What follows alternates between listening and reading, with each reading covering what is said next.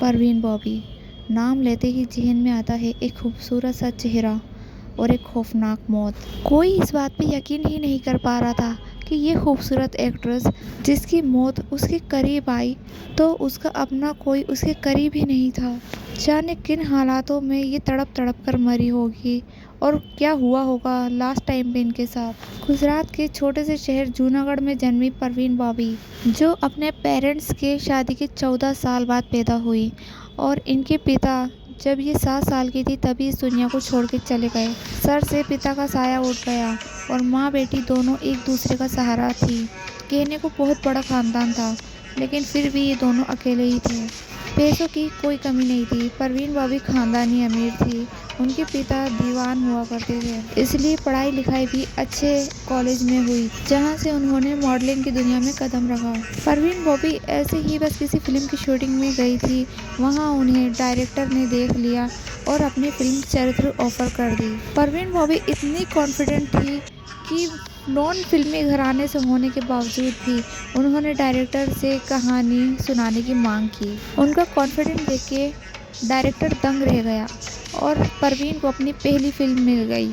Film का नाम था चरित्र, जिसमें पाकिस्तानी क्रिकेटर सलीम दुर्रानी उनके हीरो थे। फिल्म फ्लॉप रही लेकिन परवीन को हर किसी ने नोटिस किया। इतनी खूबसूरत थी कि बड़ी बड़ी एक्ट्रेस को खूबसूरती में टक्कर दे रही थी। परवीन की ज़िंदगी में पहले आए डैनी के साथ उन्होंने 4 साल गुजारे। उसके बाद कबीर बेदी, और कबीर बेदी के साथ भी उन्होंने 4 से 5 साल का वक्त गुजारा। और महेश भट्ट, तीसरे बॉयफ्रेंड उनके महेश भट्ट थे और उनकी उनकी जो ज़िंदगी थी बर्बाद करके चले गए। तीनों से ही परवीन को प्यार में धोखा मिला।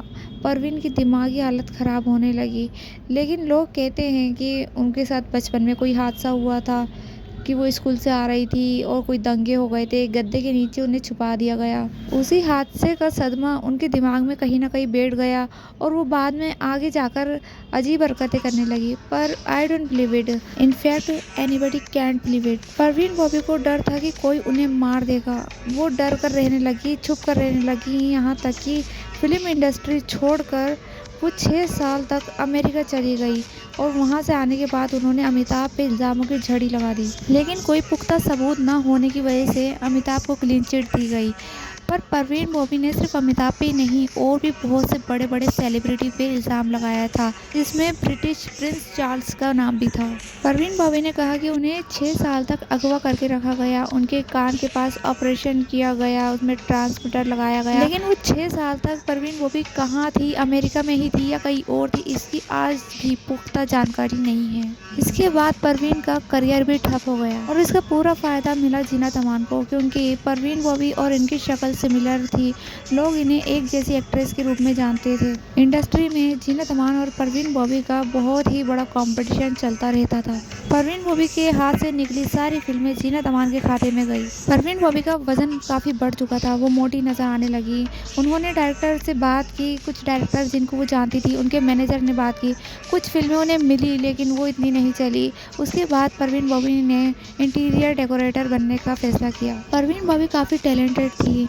उस दौर में भी वो हर सीन को इतने कॉन्फिडेंस के साथ निभाती थी। एक बोल्ड एक्ट्रेस के रूप में उन्हें जाना गया और हर बोल्ड किरदार को उन्होंने काफ़ी कॉन्फिडेंस के साथ निभाया। अपने टैलेंट के दम पे ही उन्होंने इंटीरियर डेकोरेशन का बिजनेस भी स्टार्ट किया। कोई कह ही नहीं सकता था कि मुस्लिम घराने से आई हुई ये लड़की इतनी कॉन्फिडेंस हो सकती है, लेकिन इस कॉन्फिडेंस की उन्हें भारी कीमत चुकानी पड़ी। उनके सारे ख़ानदान वालों ने, उनके रिश्तेदारों ने उनसे नाता तोड़ दिया था। उनके गिने चुने जो रिश्तेदार उनके घर आते थे उन्होंने भी आना बंद कर दिया था, क्योंकि परवीन बॉबी हद से ज़्यादा शराब पिया करती थी। सिवाय उनकी माँ के उनका कोई नहीं था। परवीन की एक कजिन थी जिसका नाम नसरीन था, वो उनसे मिलने आया करती थी। उन्होंने परवीन के आखिरी दिनों की काफ़ी सारी बातें बताई। परवीन का वजन काफ़ी बढ़ गया था, वो बहुत मोटी हो गई थी और उनकी कमर भी झुक गई थी। वो झुक कर चला करती थी, अंडे उबाल के खाया करती थी, चॉकलेट खूब खाती थी, जबकि उन्हें डायबिटीज़ थी।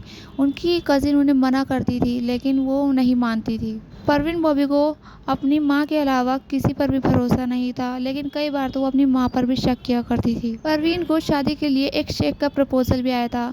उनके सब रिश्तेदारों ने उनसे कहा भी कि वो शादी कर ले, लेकिन वो अब किसी पर भी भरोसा नहीं कर सकती थी, तो वो शादी नहीं कर पाई। परवीन को बस एक ही डर था कि उन्हें कोई मार देना चाहता है और सबने जो फिल्म इंडस्ट्री के लोग हैं सब ये कहते हैं कि उन्हें सिजोफ्रेनिया था। परवीन की कजिन नसरीन ने ये भी बताया कि उनका एक दांत टूट गया था, जिसकी वजह से जब उनके रिश्तेदार उनसे मिलने आते थे तो वो चेहरे पे नकाब लगा कर रखती थी। परवीन हमेशा से खुद को खूबसूरत शक्ल में देखती आई है और वो इतना खूबसूरत मानती थी खुद को कि उनके पास एक आईना हुआ करता था जिस पे गॉर्जियस लिखा होता था। परवीन की मौत से 1 साल या 1.5 साल पहले ही उनकी मां का इंतकाल हो गया। उसके बाद परवीन पूरी तरह टूट चुकी थी क्योंकि उनका एक ही सहारा था उनकी मां और वो चल बसी। रिश्तेदार उनके कोई ज़्यादा आते जाते नहीं थे। परवीन बिल्कुल अकेले रहने लगी। मुंबई के फ्लैट में वो बिल्कुल अकेली तनहा हो गई। परवीन बहुत ज़्यादा शराब पिया करती थी, सिगरेट पिया करती थी, जैसे वो खुद ही अपनी मौत को बुलाना चाह रही हो। परवीन की मौत जनवरी में हुई थी। उससे पहले दिसंबर में उन्होंने क्रिसमस पार्टी भी मनाई थी कुछ 6-7 लोगों को बुला के। परवीन बॉबी सबकी आवाज़ें रिकॉर्ड किया करती थी, किसी को भनक भी नहीं लगने दिया करती थी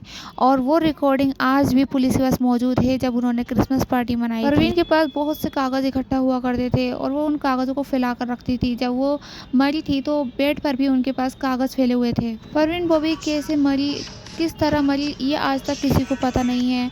बस जब वो मरी थी उस वक्त उनके घर के बाहर दूध और न्यूज़पेपर जमा होने लगे। कोई भी ध्यान ही नहीं दे रहा था, लेकिन किसी का ध्यान तो गया इस बात पे और पुलिस को कांटेक्ट किया। जब कमरे का दरवाज़ा खोला गया तो इनकी लाश बदबू मार रही थी। 2-3 दिन से परवीन बॉबी की लाश ऐसी की ऐसी पड़ी थी। परवीन बॉबी की जब मौत उनके पास आई तो उनका अपना कोई उनके आसपास नहीं था, लेकिन उनके मरने के बाद उनकी जायदाद के लिए बहुत से वारिस खड़े हो गए। पड़ोसियों ने उनकी मौत पर शक जताया। बहुत तहकीकात की गई लेकिन कुछ प्रूफ नहीं मिला। परवीन बॉबी के साथ उनकी मेड हुआ करती थी, वो भी उस वक्त नहीं थी। मेड ने कहा कि परवीन बॉबी ने झगड़ा करके उसे निकाल दिया था।